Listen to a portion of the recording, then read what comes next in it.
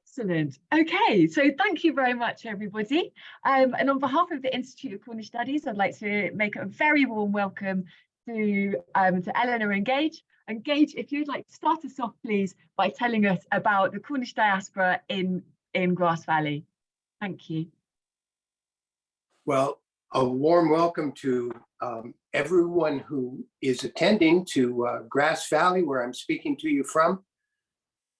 Outside my house, the Cornish flag is flying, as it flies every day, often on special occasions, St. Piran's Day and Cornish Christmas, and other times during the year, we have the Cornish flag flying from City Hall and on the Mill Street, which is the Mill Street of our town. Sort of resembles 4th Street in Redruth, is how I think of it. And it's so nice to have people from the Keweenaw with us. Just the most beautiful place, especially this time of year and into the summer months when the wildflowers have dried out here in California. They're just blooming beautifully up north in northern Michigan. And I think of it and long to be there every summer. And of course, so great to have people from Cornwall, that cultural aquifer that quenches the thirsts of all of we Cornish people around the globe. So with the Cornish flag flying and the white and the black of that flag in mind, I think of our Cornish culture as being a mixture of light and darkness. Our Cornish heritage is very much remembered here in triumphal terms, the success of the cousin Jacks who came here. And we're also undergoing in this country, in Canada, and elsewhere around the world, a serious cultural reckoning. I speak to you from the Nisenan land. They were the native people here when the gold miners arrived. And we have to acknowledge the Cornish as not only successful people, having their own personal triumphs and family triumphs, but as also agents of technology and capitalism and change that did so much to harm the lives of people who were already on this land. And so that all began with this event called the California Gold Rush, the largest peacetime migration of people the world had ever seen up until that time, 1849.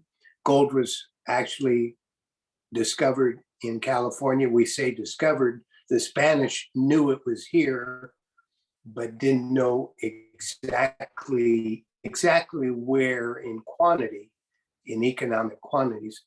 And it was discovered not far from Grass Valley, maybe 50 miles south of here, by a man named John Marshall, who was building a sawmill. And he had experience with gold mining in Virginia, where Joni is, and brought that experience into play when he saw gold in the mill trace that he was building for John Sutter, building a sawmill. And so President Polk seized on this for political reasons, and in January of 1849 announced to the nation there was gold in California, and the race was on. There were Cornish people involved in that, and they came. The first of them probably came from Mexico, came up from the silver mines in Mexico. They were about the closest. Others came from the Midwest in America, especially Cornish settlements like Mineral Point in Wisconsin. 700 people came from Mineral Point of Cornish descent. And from the Keweenaw, people came to California. And then, of course, people coming from Cornwall itself. Largely the people who, well, people came from all over the world. People came from Europe. French people had a lot of success early in Grass Valley. Of course, the Chinese came. And so it really was a global event. The Cornish were here, and they had this special distinction in the gold rush year. They actually knew what they were doing, where most of the Americans, say, who came from our eastern seaboard, had very little idea about mining. Some of them had some understanding of engineering. And so the early gold rush was mostly the way we think of it, with men with picks and pans and shovels working the streams. This was very entrepreneurial. It was men working alone, and I do mean men because there weren't many women involved, especially in the early stages. Men working alone or in small teams. And right here in Grass Valley, within the range that I hike every day, there were men lining the streams. I'm very close to a major stream called Wolf Creek, and I'm not far from the Yuba River. And these were important sources for gold in that gold rush period. And so people use the term gold rush very loosely, just kind of to describe, it seems, any mining activity in California. But in fact, historians talk about usually about a 5, maybe a 6-year period. And it was this entrepreneurial period.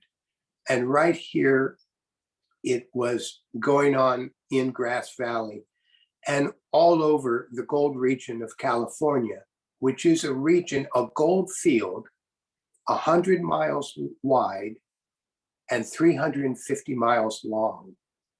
So a huge territory in which this gold rush event was unfolding. The only larger gold field in the world that I know of is in the vicinity of Johannesburg in South Africa. That, of course, wasn't known when the California gold fields opened. So something happened that changed and really ended the gold rush and started a new era. And that was that people discovered that there was a host rock. The gold was coming out of this host rock, which in this vicinity is quartz. And if you saw a vein of quartz outcropping at the surface, if you followed quartz, it would lead you to gold. And so it happened here in Grass Valley fairly early in October of 1850. Gold and quartz was discovered. We now have a big monument on the site.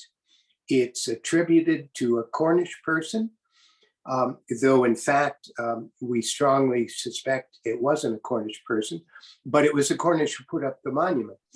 And so once gold and quartz was discovered, then that led to hard rock mining and industrial equipment.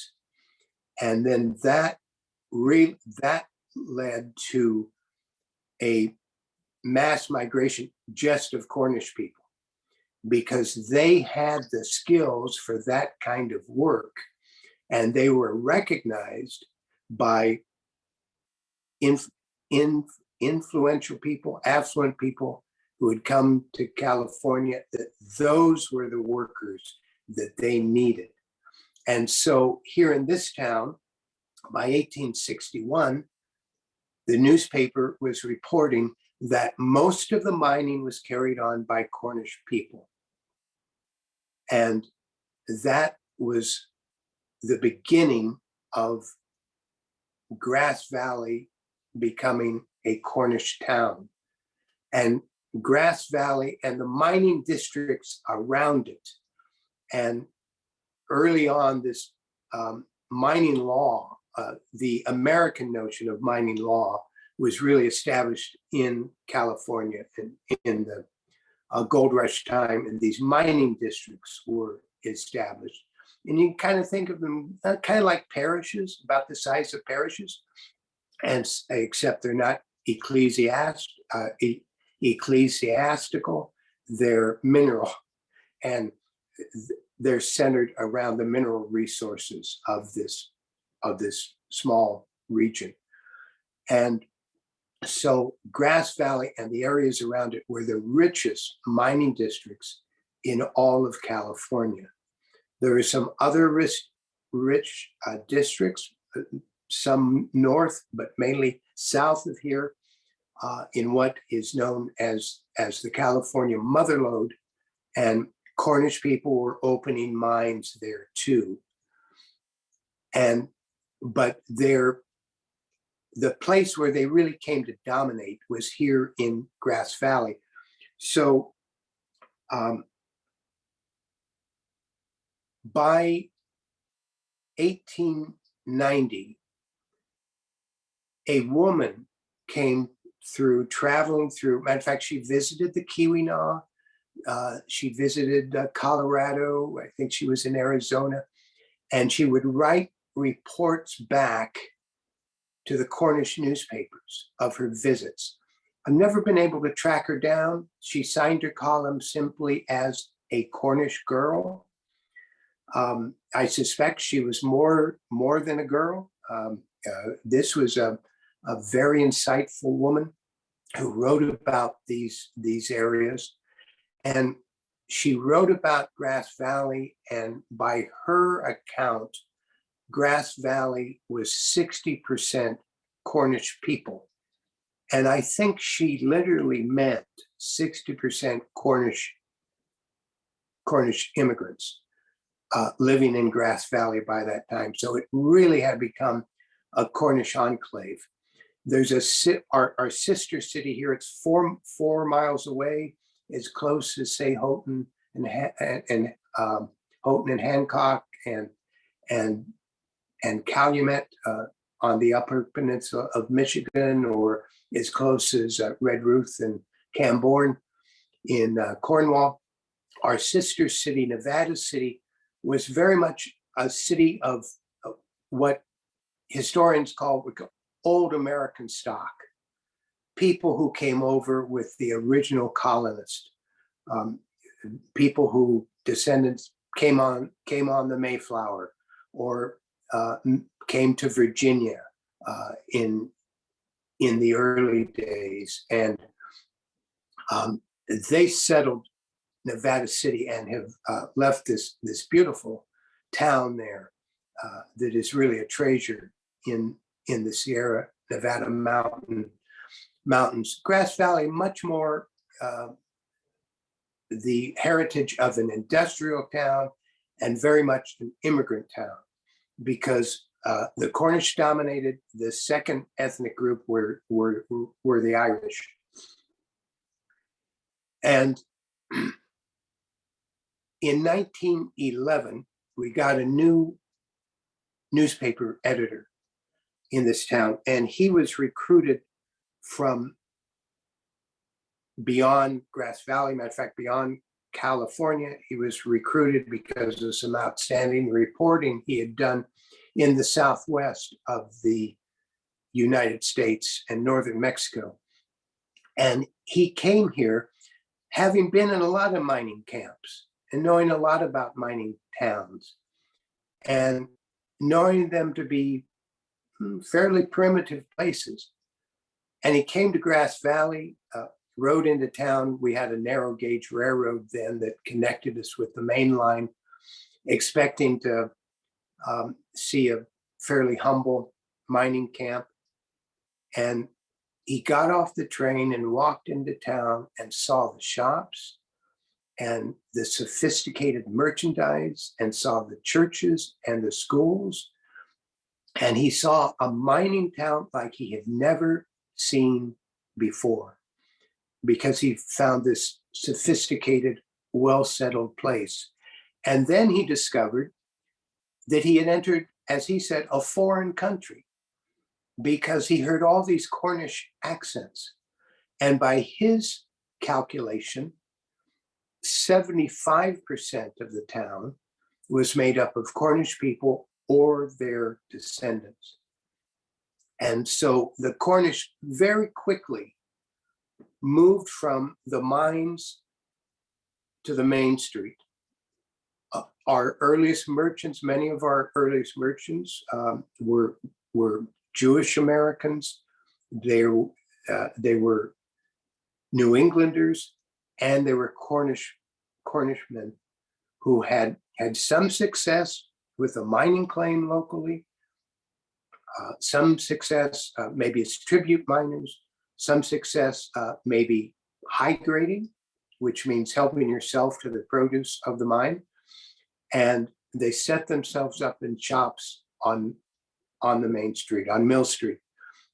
And so the furniture store and undertaker, some pool halls and saloons, men's clothing store, the cigar store, many other stores, women's stores that opened, women hat stores. They were opened by Cornish people. And so quickly, those entrepreneurial skills that the Cornish had developed in Cornwall through tribute mining, especially, they came and applied here and became leading merchants. One of the most successful men here was a man named John Glasson from Redruth. He came with his family. He was a young man, but he came with his brothers and sisters-in-law. And blacksmiths had their own entrepreneurial background. He grew up in a family of blacksmiths, and he started off as a blacksmith, but soon became an entrepreneur, became a mining investor. He was one of the men who built that narrow gauge railroad that I mentioned. He eventually owned the gas power utility, and then owned the electrical utility, the first electrical utility in Grass Valley, enormously successful. And he had all the Cornish attributes: a great singer, sang in the Methodist church. He married a Roman Catholic, so he especially sang in the Roman Catholic church here. And he was one of those triumphant stories of Cornish people who came to Grass Valley. And his daughter became one of the founders of our local hospital. The street leading to the hospital is named for the Glasson family. So 1893, the first Cornishman is elected mayor of Grass Valley. His name was William George. He was a grocery store owner, had the most successful grocery store in Grass Valley. And the George family became an important influence in this town, and Eleanor will probably allude to them later. And there were two ways a Cornish family could go here. One was to say, we're mining people, and I'm going to be proud to work underground with my sons. And the other way was to say, no son of mine is ever going to be a mucker in a mine.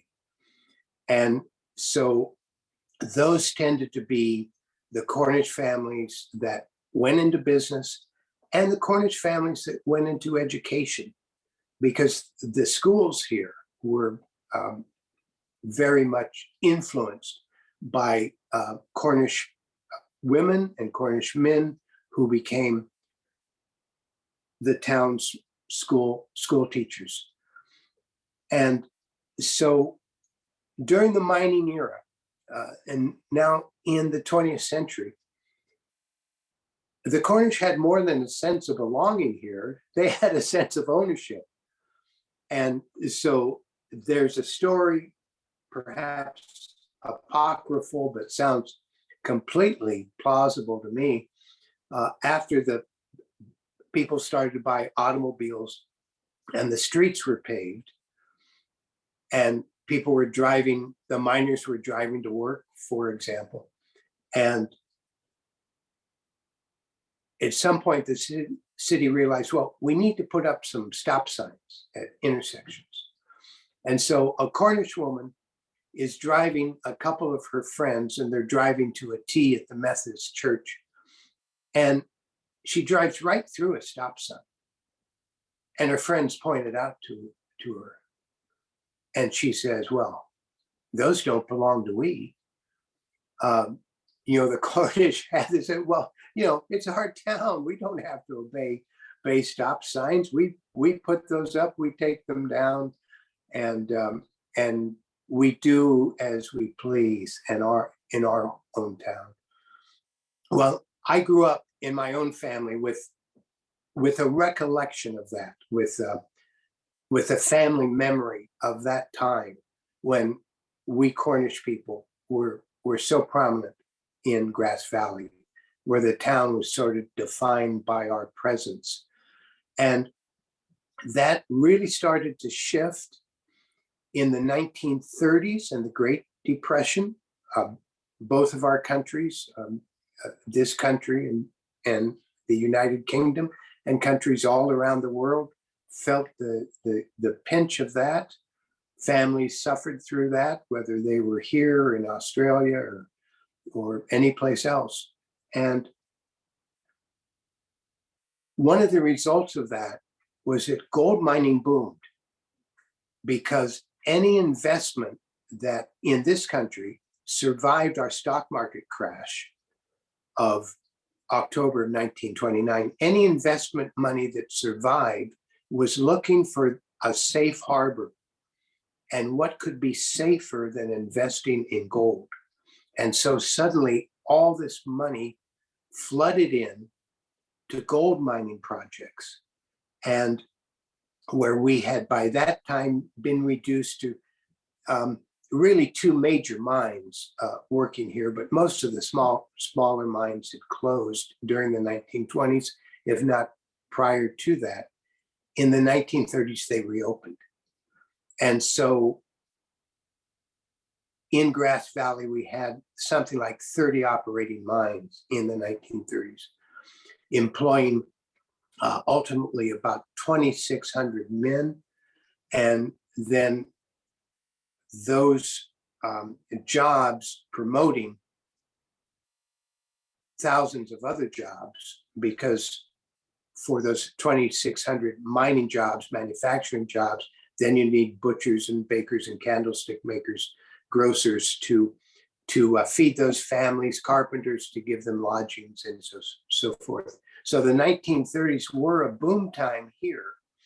And because the mines needed labor, so many other people came in, and the Cornish element was rather swamped by people coming from other places in the United States, from other places in California, from our Dust Bowl region in the American South and Midwest. And so, as one man told it, he was a boy and he lived just outside of Grass Valley. He'd ride the school bus in the morning, and he would get on with one or two of other kids who were also Cornish mining family kids. That was, say, in 1930s. By 1936, he would get on the bus and it was full. And there were still the three Cornish kids, and there were all these other kids who had come from other states because their fathers had gotten in on these mining jobs or jobs to support the miners. And so our heritage began to be diluted. And then the mines here closed in Grass Valley. They closed in 1956 for various reasons. Government policy was a factor, economics was a factor. And after that, many Cornish families or families of Cornish descent left. I mean, they had to go to San Francisco Bay Area, the Los Angeles area, or someplace else to find employment. And so the Sacramento Bee, one of our regional newspapers, ran a headline. This was 60 years ago. And the headline was, "So long, Cousin Jack." And it was about how this place and a few other places in the gold region had been dominated by the Cornish. And now the Cornish culture was virtually gone, virtually passed away. And so I've always looked back to that article and that headline because I would say, well, today, the Cornish culture is as strong here as it has been in the past 60 years. It's a different culture. In many ways, it's the shadow of a culture. And it's here because there's still plenty of Cornish people here. And I recently wrote an article for the local Chamber of Commerce magazine. And the headline was something like, "The Cornish, we're still here."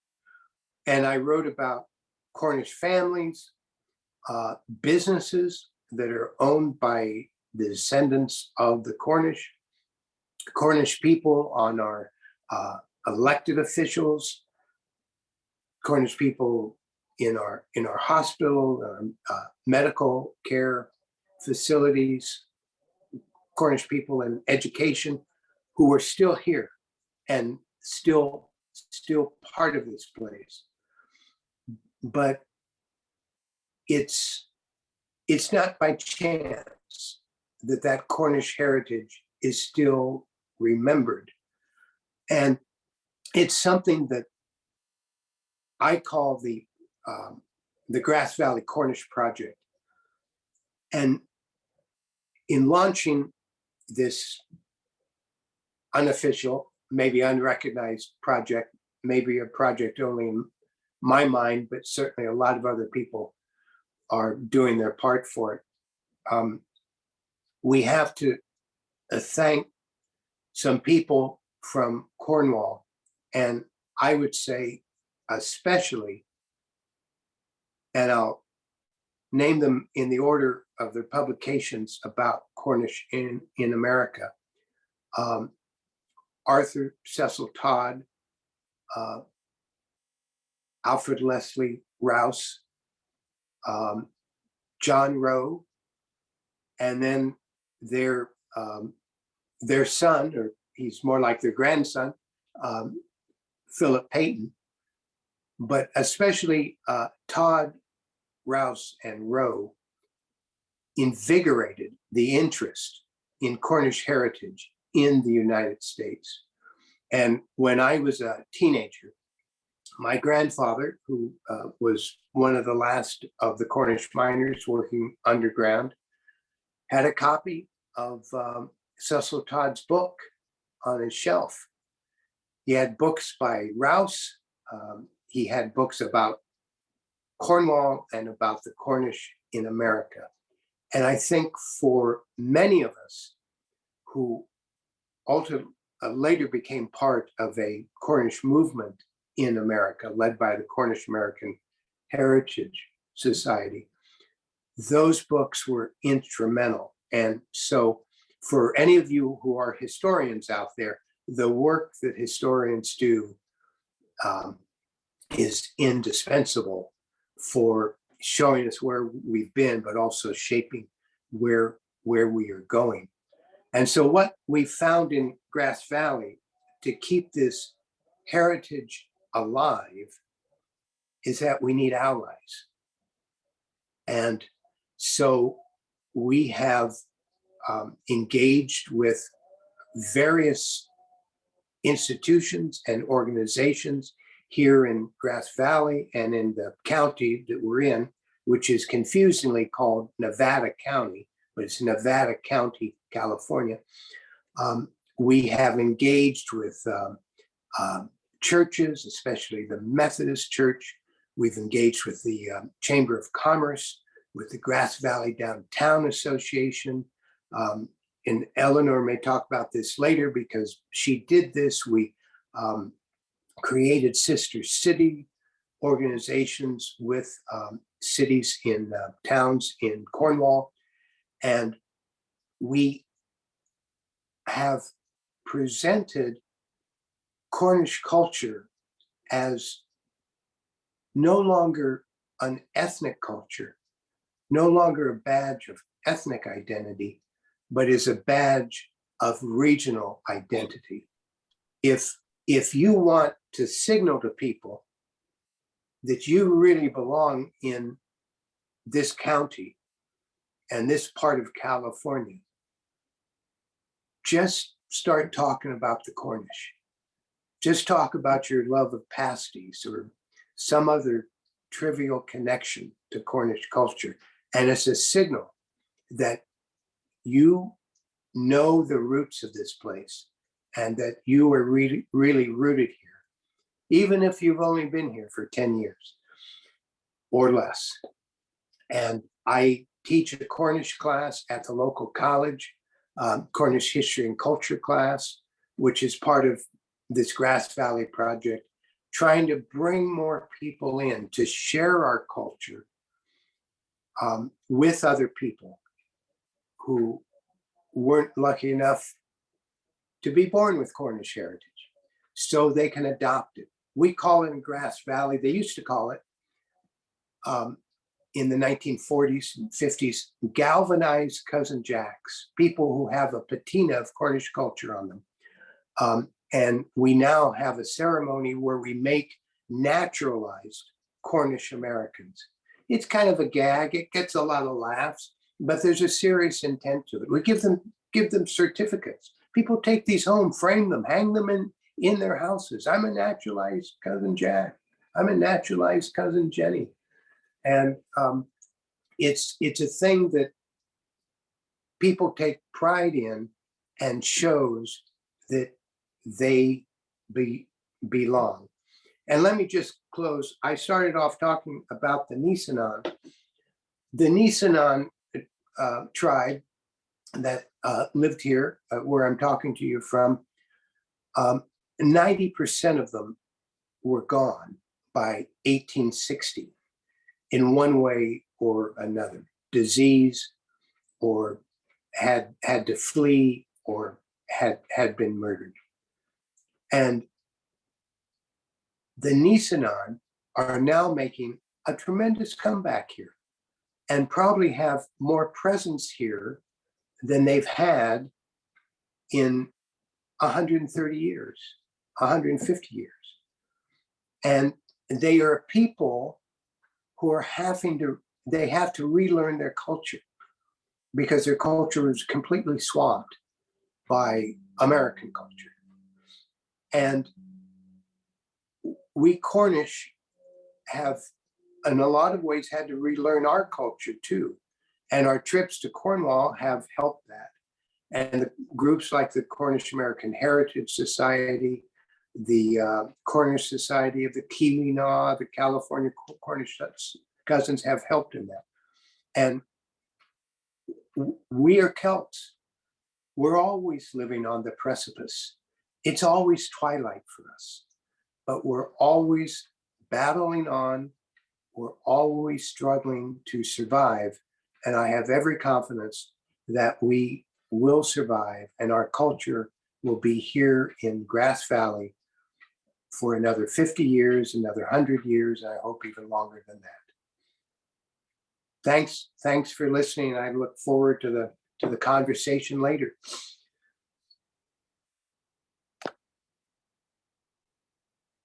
Thanks so much for that, Gage. That was really, really fascinating. I'm also really, really glad that you mentioned about the Nisenon, and I think it's something that I was going to mention it a little bit later, but I'll say it now.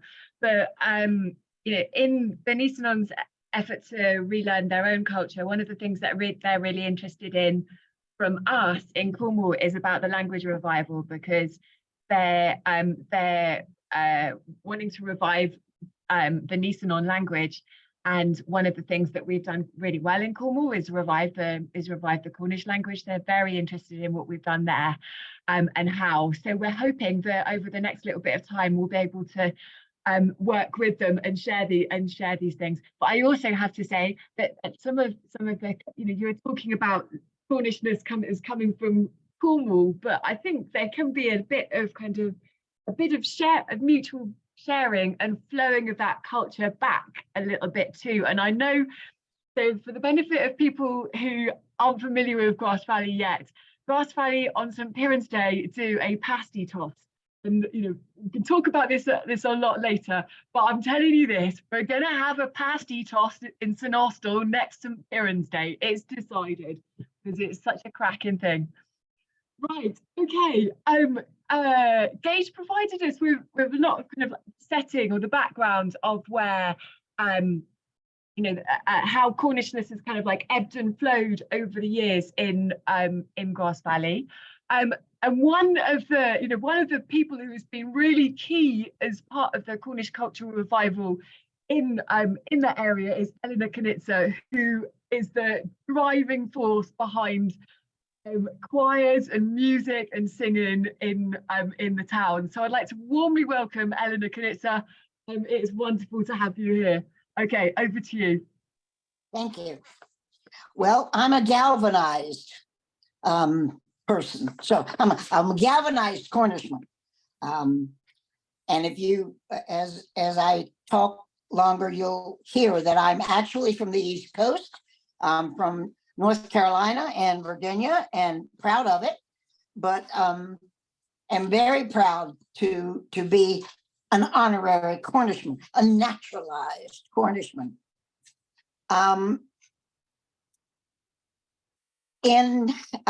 We moved here into Grass Valley in 1988, and sorry, I'm getting a phone call in here. I'll ignore it. How's that? And coming in, I'm directed choirs and church music mostly. Most of my life, well, since I was 21 years old, I began directing church choirs. And it's obviously been just an absolute love of mine. So coming to Grass Valley was a little bit exciting for me, even in the beginning, because I saw how much music meant to this community in so many different areas. So to me, it was an exciting adventure to come. In the first year that I was here, I was asked at the last minute to step in to direct the rehearsals for the community Hallelujah course. What is that? The Messiah. Sorry. And I certainly was happy to do that and got to know people in the music community. And at the end of one of the rehearsals, a gentleman came up to me and said, "Oh, next year you'll have to do the Cornish Carol Choir." And I said, "Yeah, okay." I had no clue what that was, but yeah, sure, I can do that. I'm new in the community and looking for ways to get involved. So I agreed.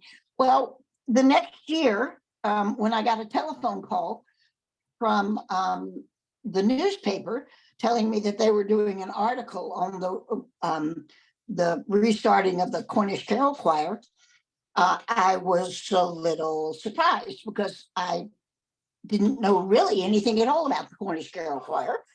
And so my friend finally called and said, oh yeah, we're going to meet the editor of the newspaper. And I said, well, you better do the talking because I have no idea what we're going to do. Well, after the article came out, then immediately I got a phone call from the local pasty shop saying, and how many pasties do you want for this first rehearsal? They eat pasties at a rehearsal? Huh. Okay. So I just was getting involved in Cornish culture that I had no clue about. And again, was a little concerned. So I went to a gentleman and by this time I was directing the Grass Valley Methodist Church choir. So I went to one of the gentlemen in the choir and Harold George, and I said, Mr. George, your father directed this choir forever, I think 45 years. And I said, do you have some of the music that they sang? And he said, oh yeah. So he came and brought me a record.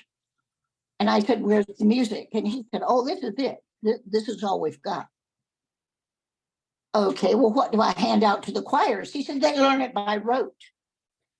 I've never done that before. So, in the beginning, I'm looking everywhere I can for some of the written music.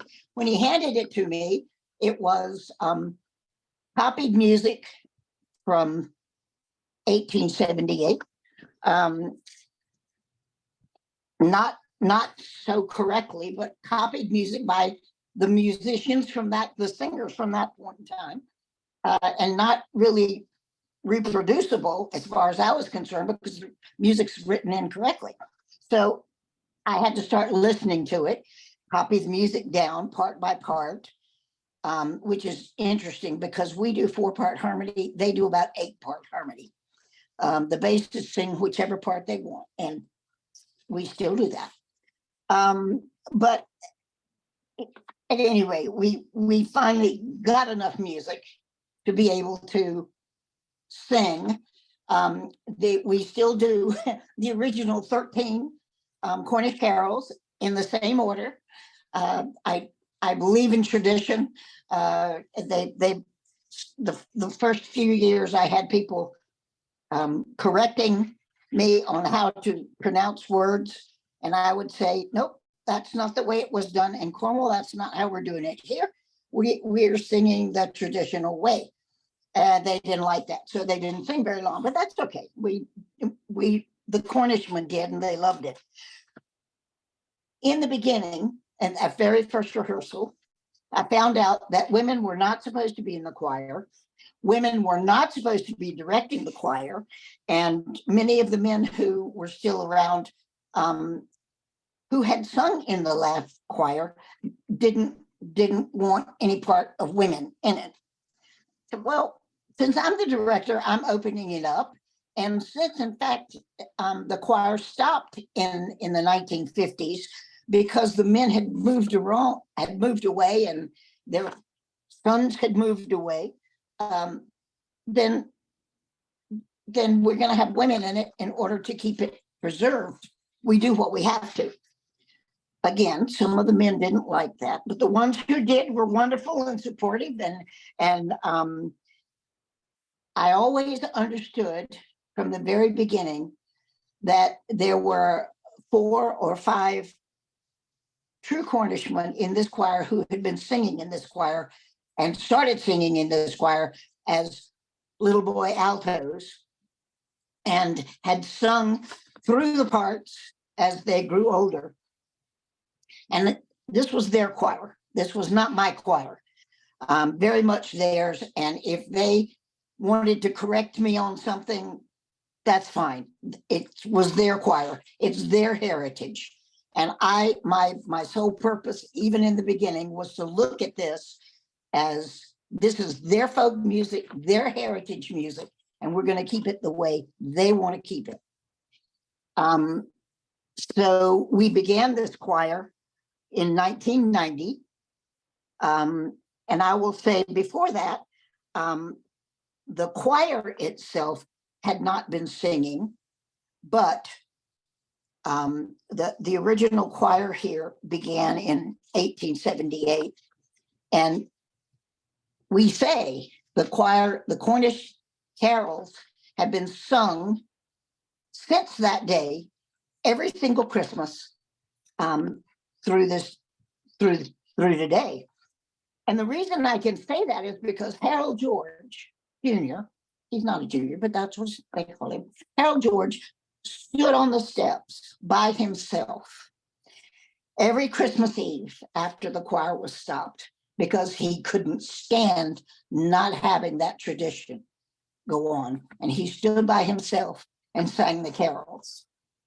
So every year I get choked up because, again, Harold taught me so much about all of this, but the love of this music and the love of the preserving this Cornish heritage was so intense in him, and I loved it. We didn't have to learn the music by rote. We do now have printed music, thank goodness. However, every year when we get new people, they say, that's not the way this music is written, particularly basses. And I say, I know, but listen to the guys around you. They sing it anyway, and choose a part. It doesn't matter. Sing one of them. Because the basses, it's their music. They'll sing it their way. Not that it's not in the chord, but they kind of expand the chord a bit. I was going to say, I don't really remember the first year, sorry, that we went to Cornwall, but we started getting letters from people in Cornwall saying, oh, the Cornish choir's back. You need to come and sing in Cornwall. And I'm thinking, this choir's not very good. It's just people who get together in October and November to learn these songs. And let's see. So people in Grass Valley who have had pen pals forever with people in Cornwall were writing and saying, we're so excited, this is going again. And we have in Grass Valley a thing called Cornish Christmas, which is every Friday night between Thanksgiving and Christmas. And as far as I was concerned, we were the only real Cornish thing that was at the Cornish Christmas. I mean, it's a street market, street fair, wonderful event, brings in people from all over, including a lot of Cornishmen who come to the United States and they hear about it and they'll come up to Grass Valley for one of those weekends. So this had spread to Cornwall, and I kept getting invitations and saying, you should come. And okay, well, one of the times I just said to the choir, would you all like to go to Cornwall? And of course, again, I'm thinking Harold George is getting older. He and his wife, both Cornish, won't be able to travel much longer. Joe Day is getting older, and those were the two mainstays of the choir in the beginning. My friend the Benalex had passed on, and the past goes, and so to have the Georges and the Days still involved were important. So we said, okay, we'll come. So we did. We went to Cornwall, and again, it was so wonderful for our people to be able to experience what was really happening in Cornwall, and to be able to sing and sing in these wonderful churches. But we also discovered that our town band in Grass Valley is called Nevada County Concert Band, but had started as a brass band. So we began to understand even then how much the music in this wonderful musical community had come because of the Cornish and because of their love of music. So we began to understand that the Nevada County Concert Band was really there before we were there, before the Cornish Carol Choir was there. Gage tells the story that the band was playing one Christmas Eve, and it must have been 1877, were playing, and they stopped, put down their horns, and they sang a Cornish carol. And then everyone said, "Oh, we need more of those. We need the choir. We want to hear those carols." So they began rehearsing in all the bars, and which there were quite a few in Grass Valley. I think at some point they had 30 bars in Grass Valley. But eventually the choir moved to the Grass Valley Methodist Church. And we still continued to rehearse in the Grass Valley United Methodist Church because, again, that's tradition. That's where the choir came from. That's where we are. And we appreciate and love that. Out of that first trip to Cornwall came our knowledge then of the male voice choirs in Cornwall. And the men said, "We want to do that." I said, "Well, that's not a 3-month-a-year choir. That's a 12-month-a-year choir with commitment. Those choirs have been together 100 years. We're not going to sound like that." However, we came back home.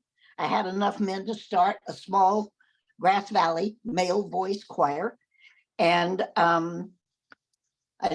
just last year, I retired from that after 27 years of directing that choir, and making innumerable trips to Cornwall, which was always a wonderful, exciting thing for us to do. But again, the idea of learning what the Cornish choirs were singing, we pinched many of the music from the Mausel male voice choir, and we're given their sheet music, and came home and learned it and sang it, "Calm as the Sea," and Cornwall, and "Take Me Home," and so many of the ones that they do. And the Grass Valley male voice choir's main song is "What Would I Do Without My Music."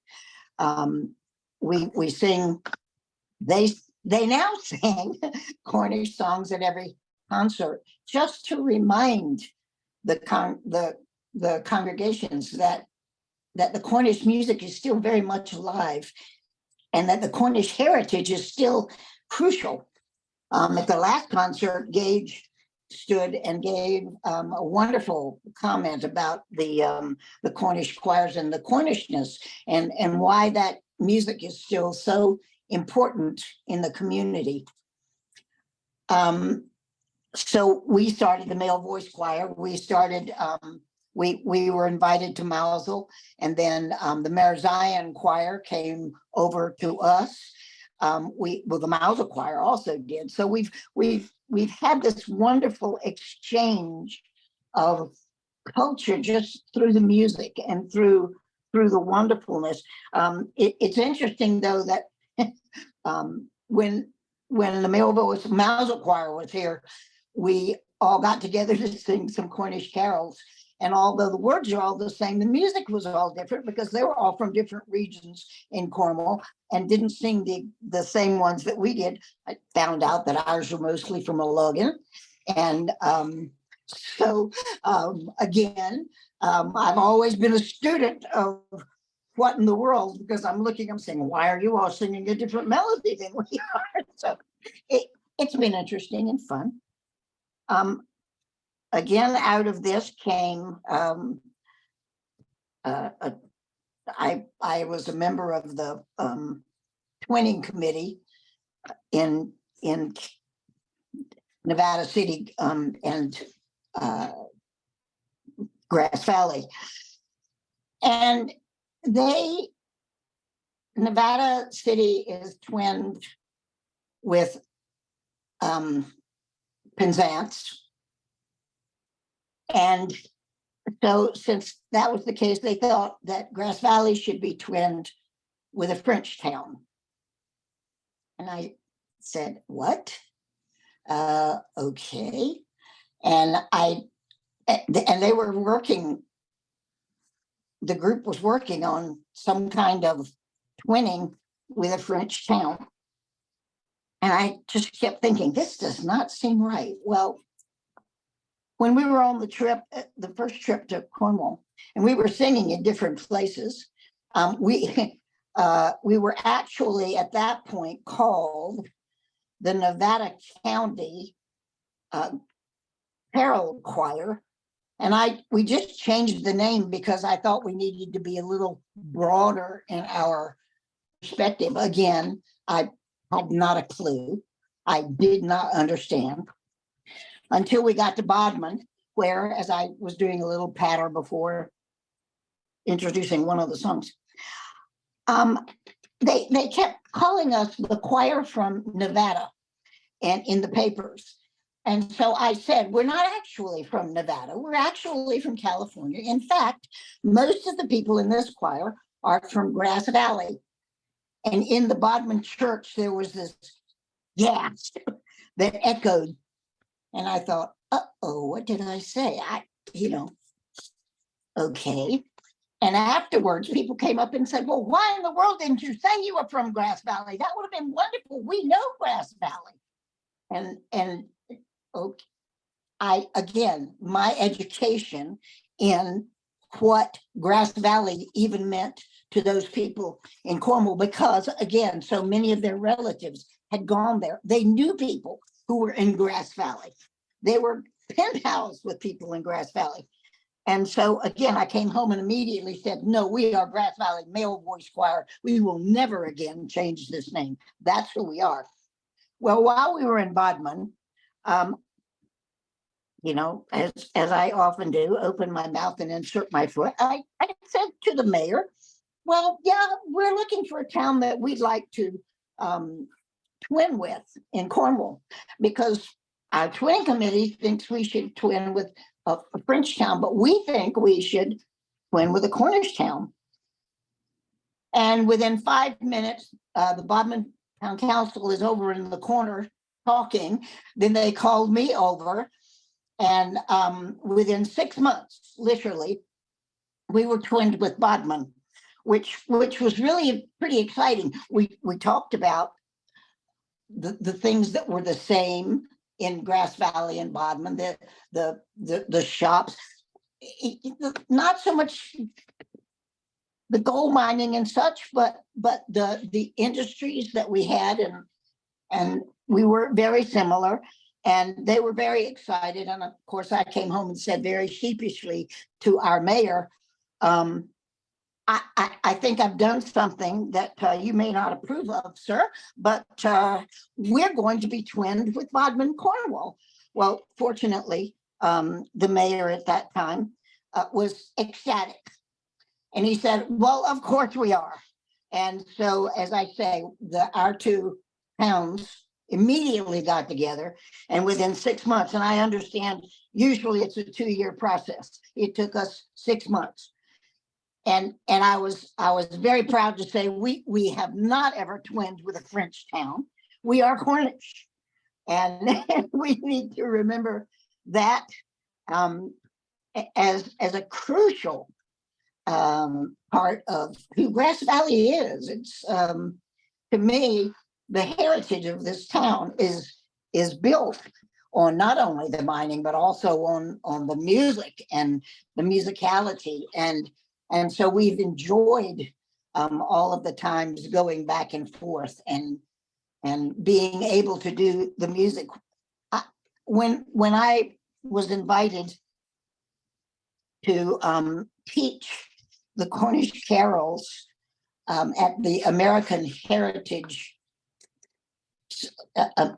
Cornish Heritage Society in Ely, Minnesota one year, I immediately called Gage and said, Gage, do they know I'm not Cornish? Why are they inviting me? And he said, well, you during the choir, they'll have you. So I went. And again, when I bring out the music and I've got everybody handing out music and I'm waiting for them to all sing with us, and they can't because the entire room is crying. because they'd lost their hymns, because they'd lost their Cornish carols. And it reminded them that as children, they'd been hearing these songs forever. And the one thing Grass Valley had done wonderfully was to save and preserve those Cornish carols. So again, so aware of how important the music is to so many people, and especially in a way to encourage the Cornishness of our community and keeping the Nevada County Concert Band and the Cornish Carol Choir alive and going, and then to twin with the cities so that we keep the next generation understanding how important it is to know where you came from. So, thanks. Thank you so much, Eleanor. That was incredibly interesting.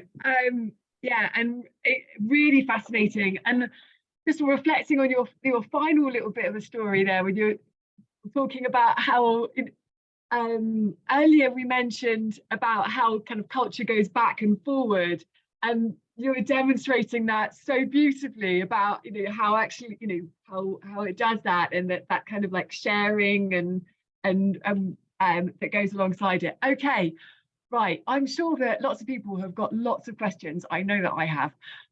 What in a beautiful world, it would be great if people could raise your hands if you've got something that you want to ask. Failing that, if you want to pop it into, or pop your question into the chat, and then I can read them out. So if you can raise your hand and would like to ask the question yourself, that would be absolutely brilliant. Otherwise, pop the question into the chat. I'm waiting for people to start saying things. But in the meantime, just really quickly, while we're waiting for other people to pop in, I'm trying to think where to start really.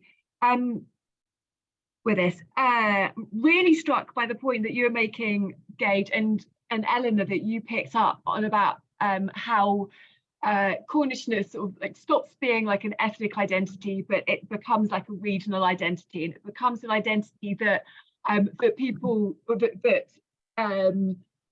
both symbolizes the area, but also that everybody becomes really proud of sharing. I'll start with you, Gage, first of all. I'm really interested. So my understanding is in the Eleanor, Cornish diaspora tended to be more of the like management class of the community, with Finns, please if I've got this wrong, with Finns and Irish tending to be more kind of like the working classes. But one of the things that's quite interesting about Grass Valley is, my understanding is that Nevada City tends to be the kind of like, I don't know, the more elite class, and the Cornish miners, I'm not phrasing this right, please. And the Cornish miners kind of like more of the kind of like working people kind of thing. I was wondering, Gage, if you could reflect on that, on those differences a little bit more, and why they might have been so different in the two areas. Well,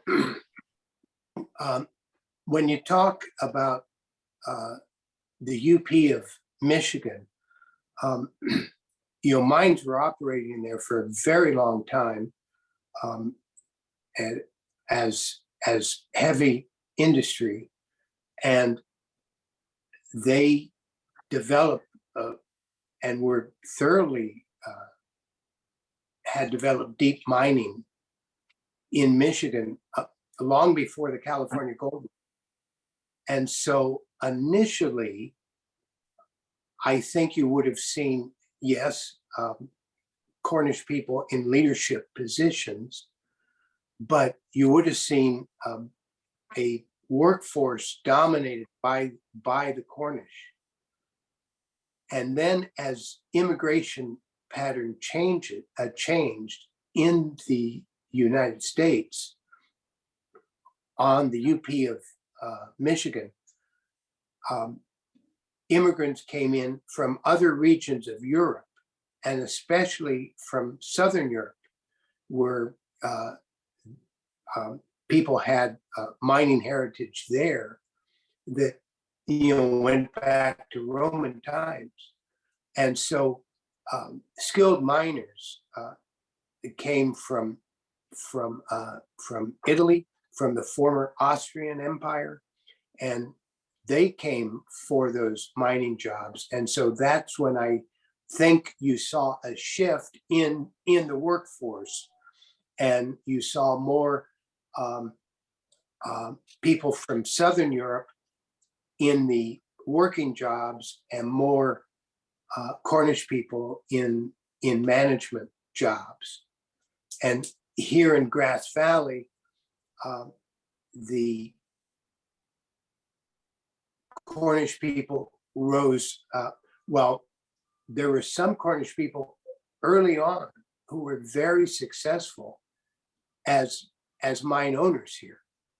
And they were also leaders of other institutions, such as the early mine unions. And so, and then, as I described earlier, the nature of the workforce, the composition of the workforce changed here too, when people came in the 1930s from different parts of the country.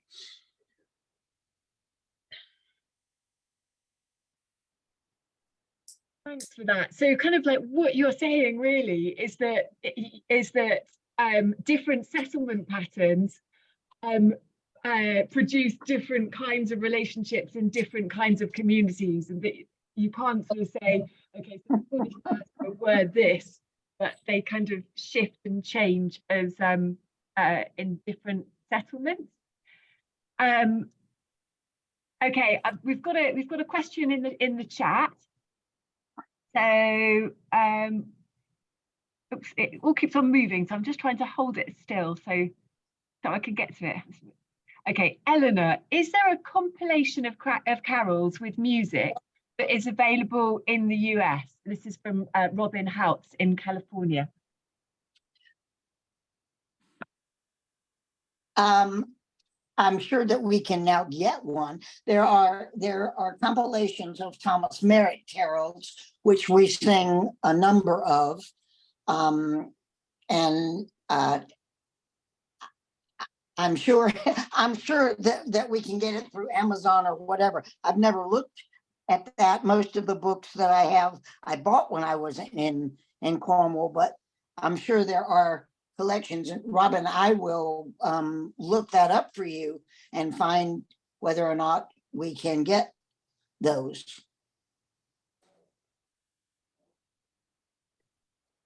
Thanks for that. Yeah, it would just be. I feel like I want to look up Cornish carols a lot more too as well over the next little bit of time. I know that people have started singing them.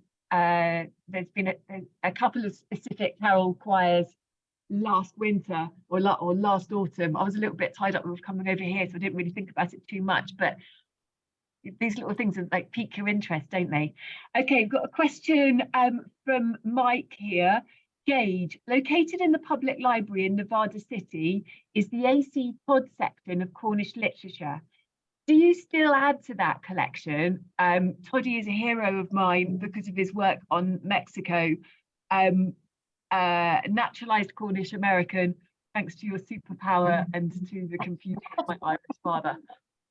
I'm also going to stop the recording, by the way. You can do that now. Okay, Gage, over to you.